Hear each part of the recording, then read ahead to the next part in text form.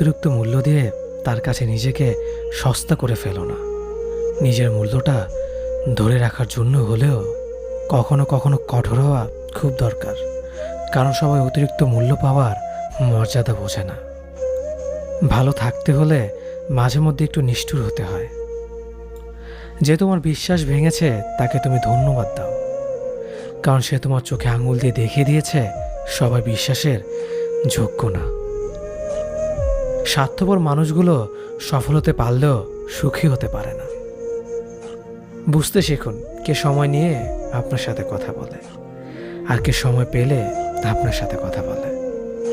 পৃথিবীতে কঠিন বাস্তবের মধ্যে একটি বাস্তব কথা হলো, মানুষ যখন সফলতার দ্বারপ্রান্তে এসে পৌঁছায় আর তখনই প্রিয় মানুষটি হারিয়ে যায়। আপনি যখনই একা হয়ে যাবেন তখন আপনার পাশে থাকার মতো হাজার মানুষ খুঁজলেও পাবেন না।